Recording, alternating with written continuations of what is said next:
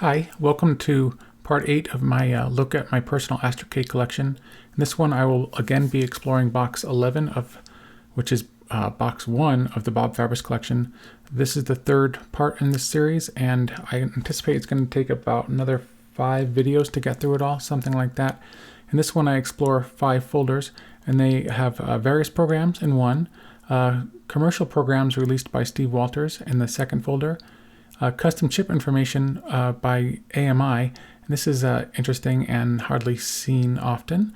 Another miscellaneous folder, and finally we'll end up with Project 4 folder, which is actually going to cover the blue RAM. Then I'm going to do a preview of the next 5 folders, which will be covered in the next video, and they are another miscellaneous folder, a Bally Owners Group folder, and a review scheme that Richard Hauser came up with to have easy to understand reviews of programs published in the Arcadian. The second to last folder will be the memory schematics folder, and finally another folder filled with commercial programs. I hope that you're enjoying this video series, and we'll continue watching it. I think that I may just be getting a handle on this collection. This is Bob Fabris, box number 1. This is part of my series on my Astrocade collection, the Bally Arcade, and this is I think the third part in the series. The last folders that I covered last time were the Light Pen folder, the Las Vegas CES, the West Coast Computer Fair flyer, and the Aired Under flyer. Next up, I will be covering hopefully 5 more flyers. We'll see.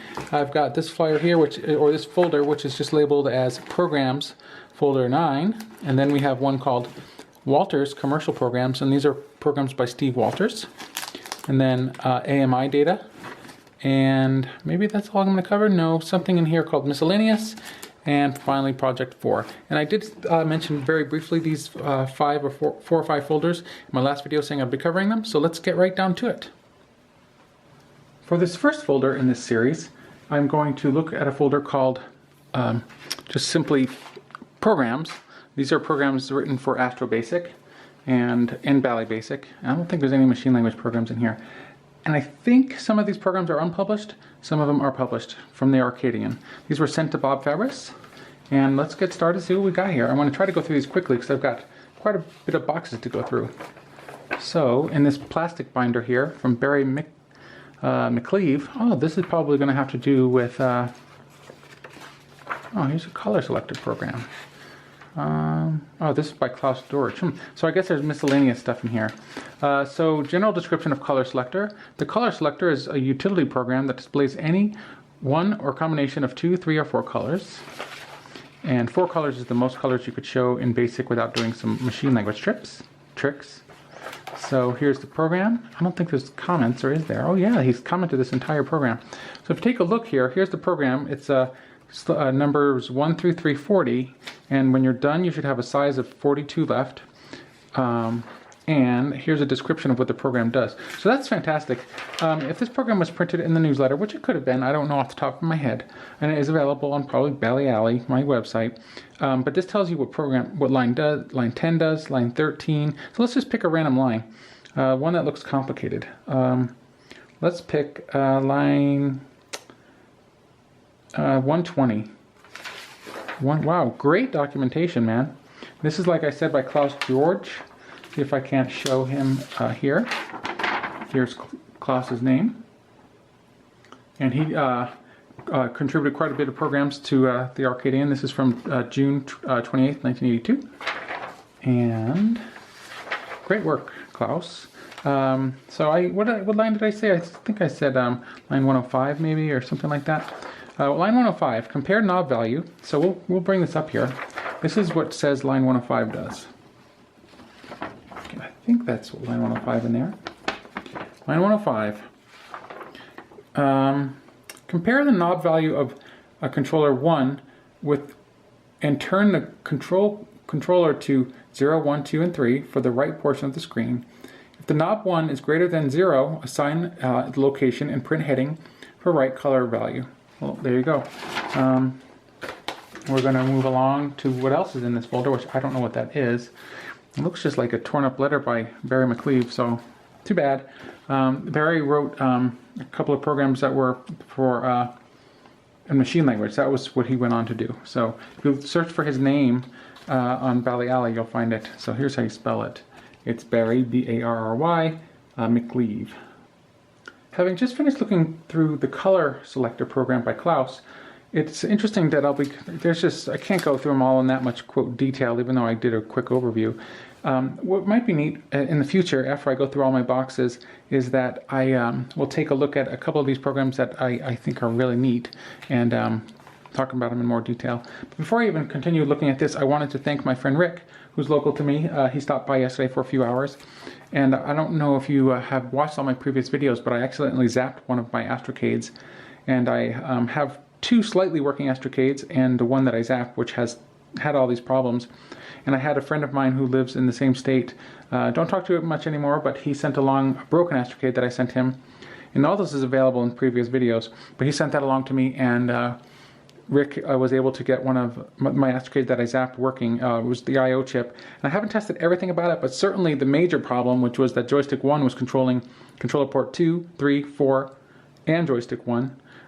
That seems to have been eliminated, and also a couple of other things, and I still have to do it some more today, but I wanted to make another video and get it started, because I just, if I don't do it during certain times, I just won't have time to do it, so I'm doing it now. What have we got here? We've got a paper clip holding together some paperwork, and it says, this program by Dunson for eliminating statement numbers and interest inserting semicolons should work fine. Don't know what that's all about. So Jim Dunson. So this one is from June 1981, and Jim oftentimes had some really good documentation too, and this looks like another one of those programs. This one's another type program. I talked about this in the last one. It's so cool for me to feel this. I mean, you can feel every indentation. Oh, and this is, I want to talk about this briefly. So back in the, I mean, people think about fonts now, but you could get different wheels for your typewriters. And a couple of, my favorite wheel is just the Courier New font for typewriters, although I don't think it was called that back then. But people like to get these like cursive typewriter wheels, and I have not been able to find any programs that can successfully recognize the characters like OCR programs. They just don't. I can't find any that work. So I'm not really sure what this does, but it is some kind of program for inserting colons, and here's his handwritten documentation along with a letter. I'm not going to go through that too much. The problem with Bally Basic is you could write short programs like this to effectively work with other programs, but you are limited to that 1.8K of RAM. So these programs, you need to kind of have expansion RAM in order to get them to work well. I mean, there was actually a keyboard that would work with the Astro Basic, and I think Blue RAM Basic as well. But in order for the driver to work, you were using precious bytes of that 1.8K. And that's the program. So utility programs that would work on other programs, when they existed, but they would take away, like this program is, what, 1, 2, 3, I don't know, about 10 lines. And every one of these is taking, every character is taking up, like, there's, let's see, 1, 2, 3, 4, 5, 6, 7, 8, 9, 10, 11, 12, 13. 13 bytes just for the first line. And I mean, I can't imagine how this would work well with a program that was taking up memory already. But it's there. People were doing all sorts of neat stuff with their Astrocades to try to get the most use out of it as they could. Here's another program. This is also, I think, by Jim. And this one, it says, let's read it. November 9th, 1981. Here are some comments on Jim Dunson's utility routine. I wonder who these are from. So sometimes when Bob Fabris didn't really understand a program, or he wanted more comments to see if it was worthy of publication, he would send it off to people who were well known in the Astrocade community, and they would give feedback. And this was feedback for, which program is this? This is a program that will clear memory, I guess? Wow, I don't know if you heard that. It went. That's because the photocopy just came off. So here's the front part, and it just came off in the back part right there. So, ooh, there it goes again. So let's see what the comments are. The program is memory. Let's see what the program's supposed to do. Just a note to let you know how our family has enjoyed reading the Arcadian. I have included a tape of some utility programs that I've found to be very useful in day-to-day programming. Perhaps you'll wish to share them with others. And if you're interested, this is on Bally Alley. I don't recall Memory Clear being printed in the Arcadian, but perhaps it was. And you'll find it there. Else you'll find it somewhere else. Oh, here we go. So real-time design incorporated. I think they either changed their name to Datamax, but they have to do with the UV1. So Tom DeFonte is probably the most familiar name with people who are interested in ZGraphs, the UV1. And I'm not sure what this is all about, but this is from someone named Todd Johnson, and it's a program from October 13th, 1982. And sometimes in these plastic covers, I don't know if you can see what this is, but it's a protector sheet to sort of protect the pages here, and there'd be more than one program in here, so it can kind of be a pain to sort through this. Oh, and this program in itself is going to be, I know this program, only because I was thinking, man, how would someone ever have typed this in? But I believe this program was typed in and printed even. Yeah, this is one of the more neat programs in the Arcadian. Very, very long. It's called the Crown of Zeus. Encloses my subscription renewal check. Why hasn't my program, the Crown of Zeus, been printed? It eventually was. Have you been waiting for the expansion Arcadian format? And the reason it wasn't is because Bob had this to work with. He had this handwritten notes. And it's for Astro Basic. And I think he got it on tape, but I mean, this is not just the basic program. Check out this. Let's see if you can see this better. I want to bring this up. After you typed in the program, you had to type in this data. And what's amazing to me is this is kind of an RPG sort of, at least a maze. And look at how much data you had to type in. It took, I think this is the only program I can think of that took up more than one issue of the Arcadian. All of this are just data you had to type into the string array. And the program works. People even sent maps of this to the Arcadian, which were never published, but I have in the collection. I think I've sorted them and put them online. Pretty neat stuff. So this is probably one of the longest programs ever published, The Crown of Zeus. Here we have two programs by, if I'm reading this right, Louis Klexman? Something like that. It's a little difficult to read. What do you think that says? All right. Well, these are photocopied programs, and I'm going to read you the entire letter here. Enclosed, you will find 3 programs. I hope you will find them to your liking. I enjoy your newsletter, and I am learning new instructions and techniques as a result of the programs that have been printed. And that's something else that's kind of interesting. If you were to get the version of Bally Basic with the manual, it didn't have everything that Bally Basic could do. And unless you had the Arcadian or thought about writing to Bally and saying, hey, did you ever make any updates to the manual? Which they did, but didn't include all the information. Eventually they included some of it in Astro Basic. But you would find instructions sometimes littered throughout some of the programs in the Arcadian. They'd be like, what the heck is going on here? These aren't even like keywords that you can use in Basic. But there were some, and they weren't on the keypad, so you had to type them in. All right, so let's see. There's 3 programs. We have a program called Wampus, which is the Hunt the Wumpus kind of game. And this program is written on small paper. It's all handwritten. I don't recall this being printed, but Hunt the Wumpus was a popular game at the time. And this one's got some slight what would you call it, comments. So here you say, I feel a draft. Look at all these go-to statements. Look at that. Look at all those go-to statements. Lots of them. All right, let's go on to the next program. The next program is called Math Horse Race. I don't remember much about this one. I can't recall if any of these programs were printed. And that's on bigger paper, it's a little easier to read. That's a 4-page handwritten program. And oftentimes, I mean, Bob would receive these handwritten programs, but he also got the programs on tape. And what would happen was he'd load them in. If he had some trouble, then he would refer to this documentation here. And so he would get a program. Say he got the next program. The next program is called Mind Memory Maze. And let's say he got Mind Memory Maze, and it didn't work. Well, he could see if there were some problems going on. And once he got it, he would usually print it out on his printer or send it off to someone who could print it. And let's see what Mind Memories Maze is. I don't think this one's been archived. I'll leave off the top of my head. It says, Mind Memory Maze. A pattern of dots is displayed on the screen with a mouse figure at the lower right.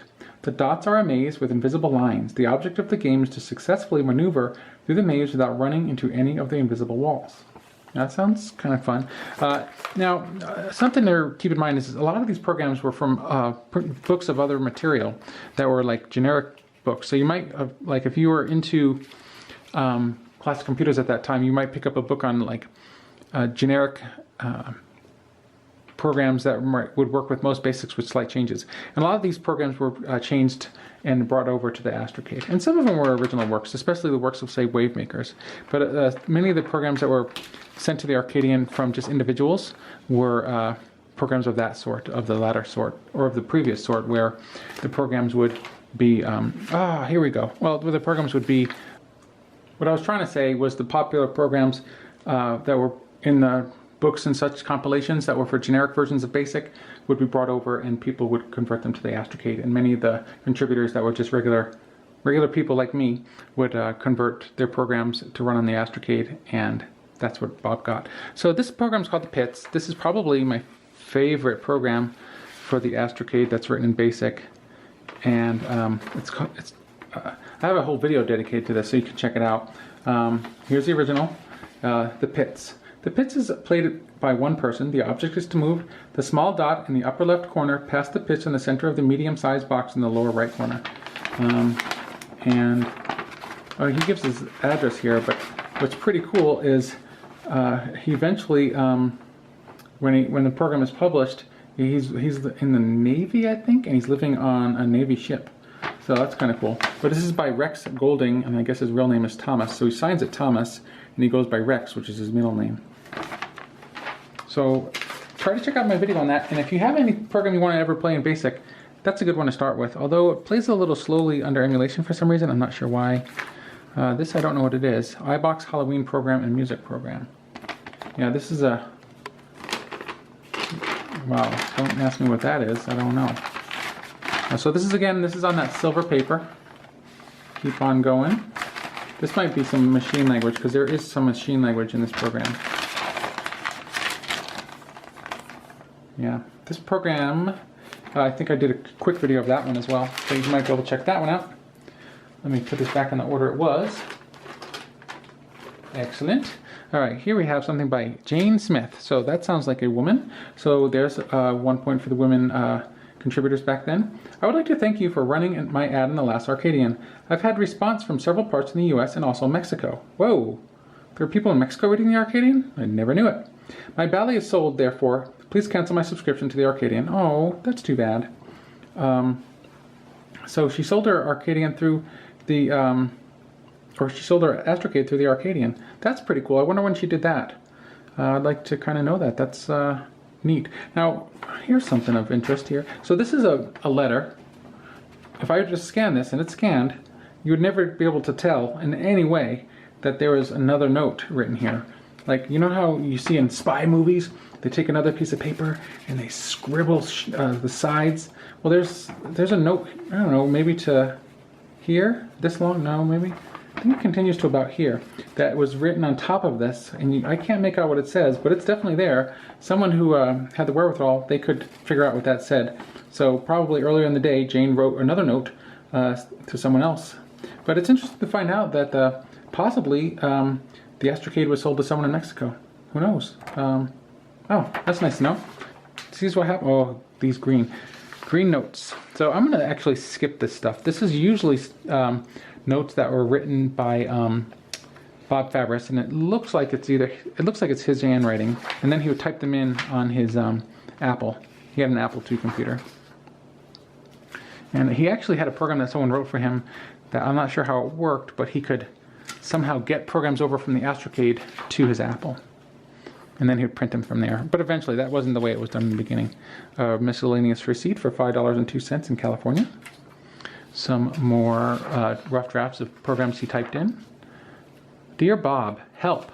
Ooh, let's see what this says. This person seems desperate. All right. This one has, basically this is a cover letter for someone who's desperate. Dear Bob, help. July 8th, 1980. Let's see what this person had to say. Man, poor guy. Hopefully this person got their help. This is from someone, how do you interpret that name? Celta? I don't know. I can't read it from here. If I can read this is going to be difficult for me. Hope you can help in performance-wise, I think. Checking voltages I come across, wow, that is a short way to, oh, this is page 2. No, oh, I guess that was page 1, just help. So, see, people need to, when they write letters, they need to kind of give some information first. Hope you can help, and then he goes right into voltages and says this is what he's seeing.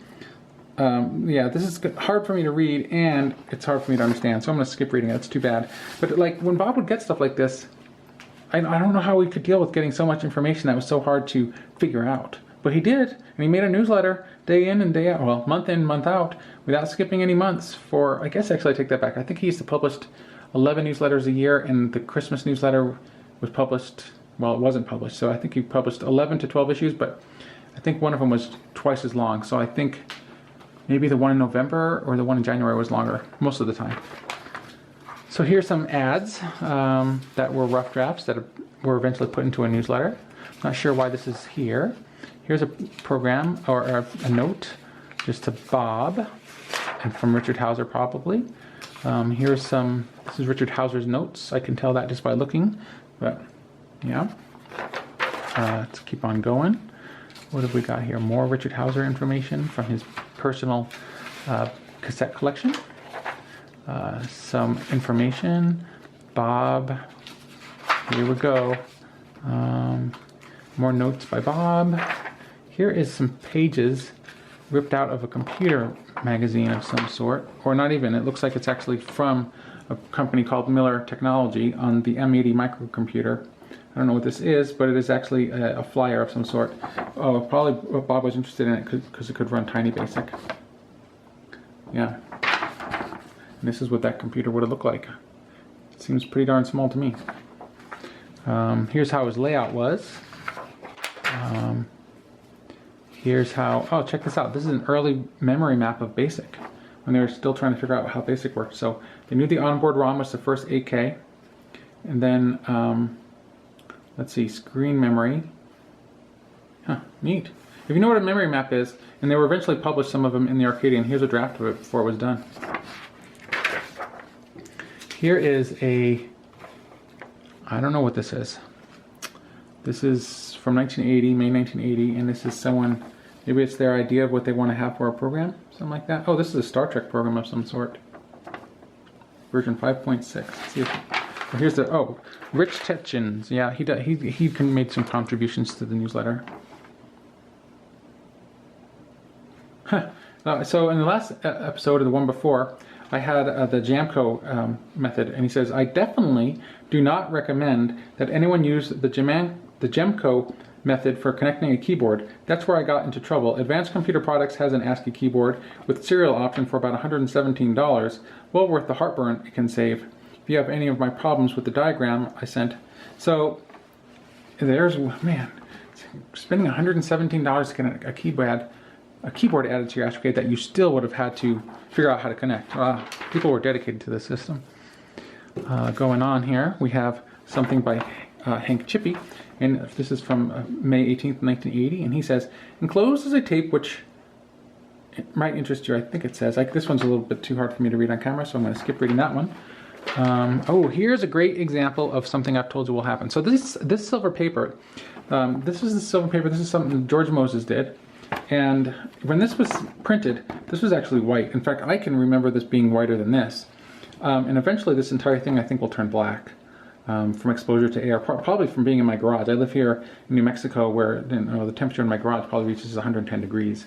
Not exactly the best place to store this, but better than having been thrown away in 1985 or something. So this is, thank you.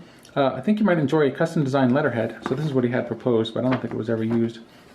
I've sure enjoyed getting the Arcadian. Look how he even uses a custom font all these months. But alas, my subscription ran out. I finally found the money to renew it. Let's see. And he says, oh, here we go. Our bug users group is really starting to roll along in Michigan, and we're investigating means of adding high-res graphics, etc., under the leadership of Brett Bilbray. I don't think Brett ended up making a high-res Astrocade. Speaking of high-res Astrocade, this is the last thing to talk about here, but I got some more emails, and in fact I got some today from Matt Matty, and he is hoping to upload his latest high-res Astrocade video as of today, and today is the 6th of the month, and yeah, hopefully it'll be ready, and today's Tuesday, so hopefully you know, April 6th, tonight, there'll be a version of his high-res Astrocade program running. So let's move on to the next folder. This folder is quite thin. It's called Walter's Commercial Programs. And in here, it's got some commercial programs that you would write off to Steve Walters. This is from 1980, so this is pre-Astro Basic. And this program is called Hidden Word Finder. And maybe you know what I should do? Just take off this paper clip, which has only been off once before when I scanned this. So we have, let's see, and I talked about this in my last video when I was doing a preview of this, but it says not for publication, and it's because he didn't want this put in the Arcadian, because you had to write off for this to buy it. So this is what you type in. The opposite side, you get this in the mail, it tells you how to use the program, and here's kind of, I guess you get, here's an example of, not exactly would be on the screen obviously, but something like of the sort. Next one we have Bally Black Box. And Richard Degler was fond of this program, and he actually converted this to run from a cartridge. And that would be called a basic art. So basic with the word ART after it. So here's, you type this in. This is based on a, not a board game, but a program that was kind of like a board game. And this is kind of actually a neat program. It's very deceptively, seems simple, but it is quite difficult. And here's an example here. It says, this is a computerized version of a game produced by Parker Brothers. An article in Creative Computing from February 1980 discussed the game for a PET program, and the PET was a computer made by Commodore, and it was also known as, I think elsewhere, as CPM machine or something like that. And of course then Commodore went on to make the VIC-20 and the famous Commodore 64. And many other computers, say for instance the Amiga. Here's Memory Maze, so here's another version of that program that we looked at earlier by someone else. And the operating the program, how it would work, stuff like that. And here's his printouts of the program on silver paper to prove kind of, you know, yes, you can enter them and stuff like that. So that's about it. That's all I'm going to talk about here. Oh, there's more programs in here than I thought. There's like, for instance, there's a program called Crazy Face. So these are labeled as private data. So these are totally different programs actually. Yeah, Crazy Face. So I've actually typed this one in, or not typed it in, this one's archived. And you can actually look at it. I think I made a video of this one because it's kind of like computer art, but not really. I put it in that series though. All right, so we're already done with that folder. Let's see what's next. This folder is just named simply AMI Data, and this one is chock full of goodies. I was going to say most of it over my head, but no, all of it's over my head. But it talks about the 3 custom chips inside the Astrocade, and that would be the address chip, the data chip, and the I/O chip. In fact, it's the I/O chip that I had to replace in my Astrocade with my buddy Rick last night. It had gone bad. In fact, that's the only thing we'd find that went bad. Once we took out that I/O chip, put it into a working Astrocade that I have that has some other faults, and the problem moved over. So all 4 of the controllers were being controlled by port 1.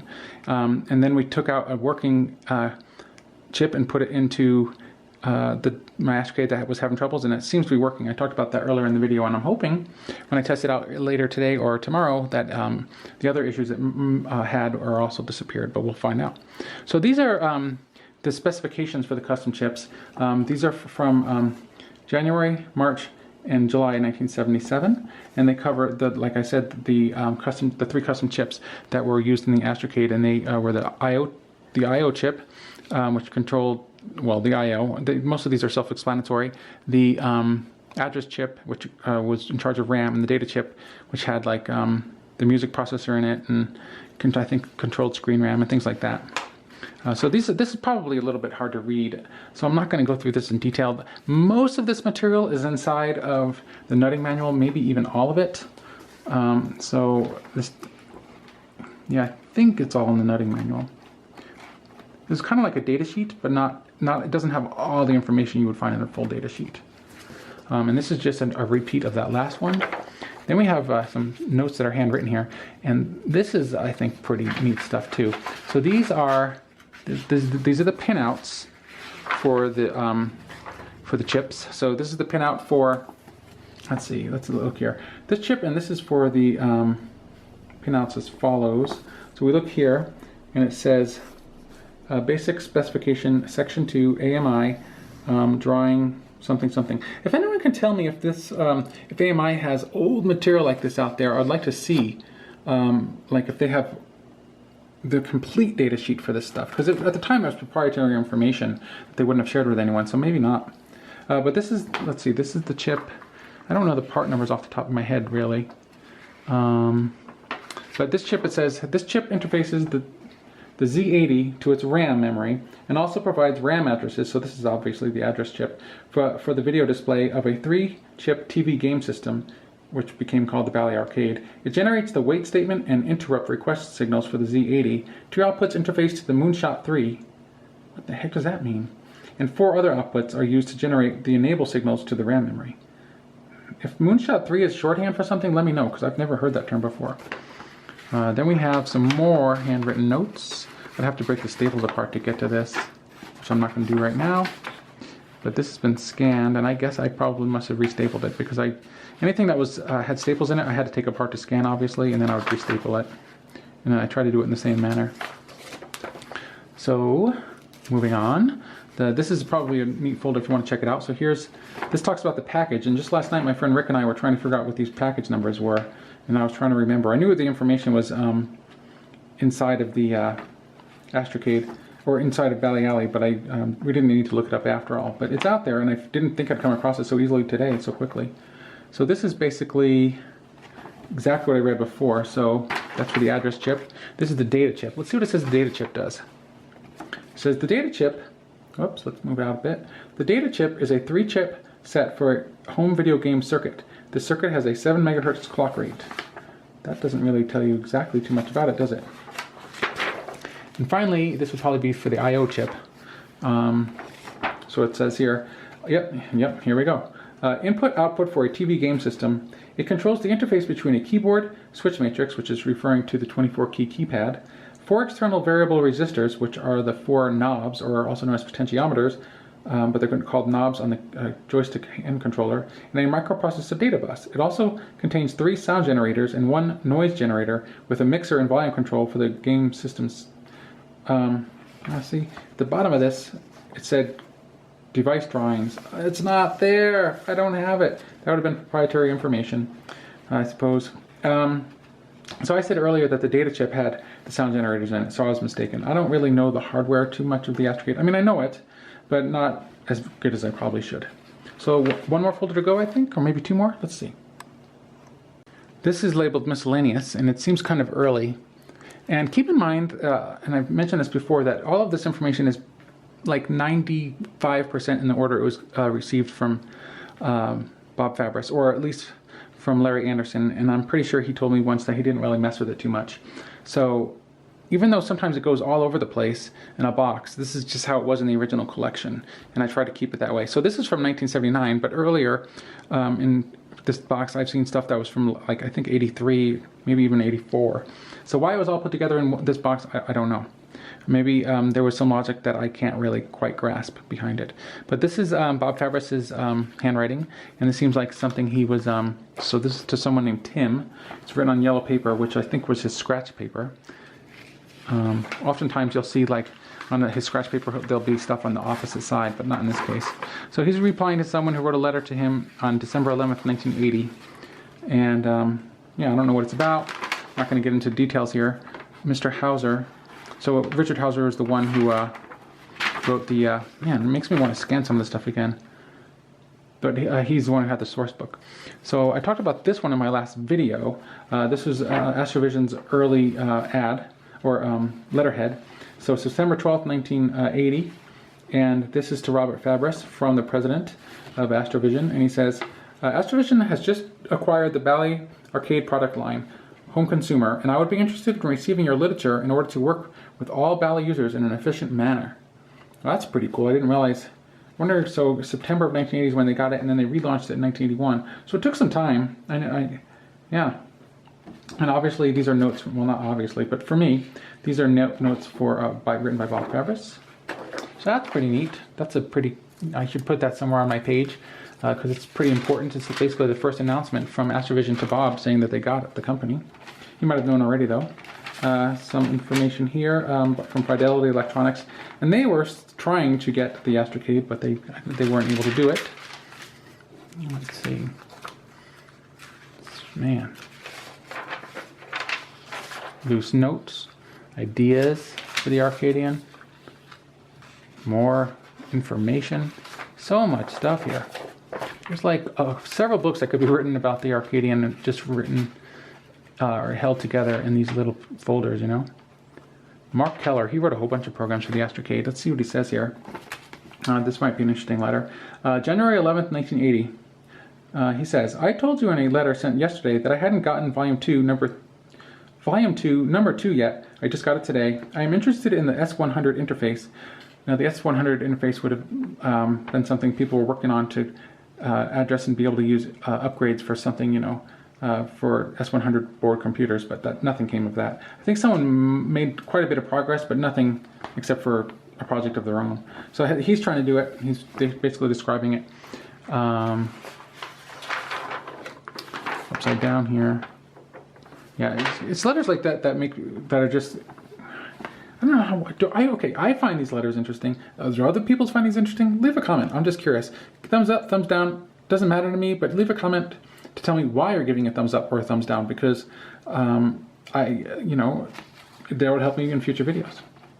So he's talking about, I would be interested in working on this in the future, perhaps even write a language.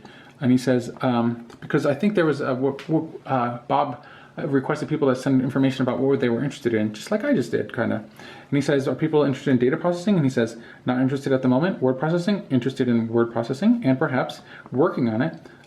Modem access, interested. Now remember, January 1980, people were trying to use their Bally Arcade to get onto systems with the arcade. And they eventually did. That's the kind of odd part. I wish I could show how that was done, but I don't have a way to do that. So it goes on to tell what he was interested in the most. That is that folder, and now we're going to move on to the very last folder, which is Project 4. I just said that we're moving on to the last folder. That is correct, but it's not the last folder in this box. I still probably have 35 folders to go. And if you're hanging in there this far, I hope you're enjoying yourself. I'm enjoying myself immensely going through these, and I would not be doing this unless I'm wanting to share it with a few other people out there, some of my friends, and anyone on the internet who's interested in the Arcadian. So this is Project 4. Project 4 was named that. There was 5 projects total. I don't remember what the other ones were. This is one that did come to be. Not all of them did. And this became the Blue RAM project, which originally had 4K of expansion RAM that would hook on to the back of the Astrocade on the 50-pin expansion. So here's some notes from Bob. And I showed this last time. In fact, I think I closed on this. These are some photographs of, I think it's Clyde Perkins. And I'll show it again since not everyone probably watched the last video. But this is him showing his Astrocade, or not his Astrocade, him showing his Blue RAM. Interesting, I'm looking at my camera and it's focusing on the face here. Oh man, technology. So let's do that. And this has been scanned and it's available in a high-res format. And we see it's from Mr. W.C. Perkins. So I'm guessing, I don't know what W is, but C is probably Clyde. He says, Dear Bob, let's see at the very end here if he signs his name. Not everyone does that. Yep, Clyde Perkins. So this picture here would be of Clyde Perkins here. And he's talking about this is from April 11th, 1980. So you can tell that the product, I don't remember when it came out. He's talking about Project 4.1. This is Bob's handwriting, 4K RAM expansion. And eventually the largest RAM expansion created back in those days was technically about 16K. There were a few dribbled out that were 32K, but mostly there wasn't really easily available version that was larger than 16K. And I think probably the 8 and 16K versions of the Blue RAM were probably the most common hardware expansions. So we talked about that. I should read this sometime. I'm not going to read it here, but something I've been not talking to myself, thinking to do would be to read some of these letters in a format that I would use on my podcast. I'm not sure if that's worth doing, but it might be fun. Definitely for me, because it would get me to go through these. I'll skip here a little bit and I'll just read just maybe the first paragraph or two. It says, Dear Bob, I just received Volume 2, Number 5, and I'm interested in at least 2 salvage boards. Now the salvage boards were non-working boards that were somehow purchased by the Bally community and distributed through the Arcadian and they cost $25. And this was in like 1979, 1980, and you could buy them for 25 bucks. And if you had the knowledge, the hardware knowledge, you could fix them yourself. And remember, this is at the time when the systems were not discounted yet. They were still costing $300. So to get just the hardware, and you'd build your own power supply for it, and you could have basically a computer system if you were going to try to program it yourself, or you have a backup system. And so people did that, and people sometimes the problems were minor, like a Z80, the CPU could be replaced, which had to be desoldered. And so if it was a custom chip, it was a lot more expensive. Sometimes it was even more minor than that. And they talked about it in the Arcadian, what, like maybe it was in a letter in my collection, but they talked about what some of the problems were. But he goes on to say, my Arcade is down now with a bad address chip, U17, so I can't input from tape. That's too bad. But I just had, yeah. On a short vacation trip last week to Virginia Beach, my son, John Perkins, and I came up with a project that I think would interest you. We had only 3.5 days to develop, build, and test it, but one got up and running. Wow, that's amazing. So the initial prototype of the Blue RAM came out and was made in just 3.5 days. Wow, wow, I never knew that. The pictures don't show much, but the little blue box, 4 inches by, let's show that again. So this little blue box is referring to this. Looks like it runs on a 9-volt battery. This little blue box plugs into the 50-pin expansion port with the power from an adapter that plugs into the light pin port. Inside the box are 6 chips in hand-wrapped sockets to supply 1K of RAM and 1K of ROM. Temporarily, we're using 2K of RAM until the software is ready to burn into EEPROM. For now, we have a very short program, part basic and part machine code, which accesses the new RAM from the keypad or from the keyboard and will dump from RAM onto the tape in up to 50 segments in any order. This new RAM can be used with poke, I guess, instead of strings, up to 1K long. Yeah, originally it wasn't possible to address the basic, and they found workarounds to eventually do this, but basic couldn't address the expansion RAM, but eventually they wrote an entire new version of basic that was used and shipped on cartridge. Wow, I'm going to have to check this out and see what it has to say here. Yeah, definitely something to keep in mind. I probably will forget, but when I rewatch this video, I'm going to see that. So there's only a couple more things here, so I'm almost ready to sum up this video. Hopefully it hasn't lasted too long. I've got to go out here in, well, about an hour, not even an hour, about 45 minutes. I've got to do some stuff, so I'm glad this is wrapping up just in the nick of time. So here's some notes. John Perkins here is, this is a little later because it's obviously 4K, but these are notes from Bob Fabris. Kevin Bunch, if you're watching this, let me know either through email or comments what you think of these videos. I don't know if you are, but you're someone I kind of keep in mind when I'm making these videos to show you what's in the collection, because I think some of the work that you're doing with the interviewing is very important, and it's something I would love to do, but I just don't have not the knowledge, but sort of the diplomacy to do. So I'm glad that someone's out there doing it. So thank you very much for that. So these just seem like notes from Bob Fabris. Not sure what they're for. Yeah. So I'm going to have one more maybe quick tidbit here to show what's coming up in the box, and then we'll wrap it up. These are 5 folders. The next 5 folders in the box, I'm not going to be able to cover them all in the next video because one of them is pretty thick and looks like it's going to have to go into a video by itself or not, but I'll tell you what they are. Folder 16 didn't have any name on it, so I labeled it 16 and put miscellaneous. And I don't know what exactly it is, but it's miscellaneous stuff. I'd mentioned the S100 stuff earlier, and here's something, the standard specifications for S100 bus interface. Maybe that was someone going through there. And there's oftentimes some really cool information in these, I should probably look at it this way, but some information in here that I really dig, that it's just in a miscellaneous box or folder that's hard to kind of figure out what it is unless you're going through it and reading everything one by one. Next up we have one called the Bally Owner Group. I don't know what that means. Okay, what is this?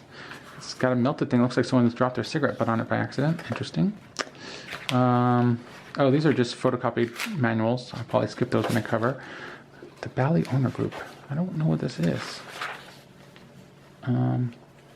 Oh, this looks like it was very early information, but I'll go over this later. Z80 Computerists. See what this is. This is from, oh, this is, if this folder is accurate and everything was put in here in 1978, this is very early, March 15th, 1978. This is before the Arcadian was even published. Maybe this says something on here about the, this is from 3/22/78 probably. Well, it says so on the bottom. So I'm not going to go through any more of that, but it looks like fun. So, yeah, this is the review scheme. This is by Richard Hauser, and it was used for a little while, but not very long. So Richard Hauser came up with a review scheme that he wanted to see done. It's to make all the reviews standard, but it didn't really take off too well. And it was a good idea, I think, in theory, but in the end, not too many reviews are written in the Arcadian anyway.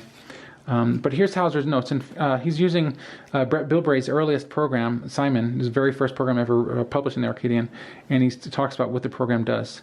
So, yeah, that's kind of neat. Subscribers, I don't know, we'll look at the rest of that next time, review scheme. And two more, memory schemes. So these would have probably had to do with, look at this, schematic for a microbox micro RAM expansion. We'll look at that in more detail, so memory schemes. And this is all, like I said, going to maybe come up in the next one. So here's some more commercial programs. Something from not Bob Fabris, Mike Peace, and a whole bunch of other programs. Oh, here's a version of Bally's Alley, which would have to be typed in. And this is so I think it's interesting. I have a website called Bally Alley, and I didn't realize that there was an actual.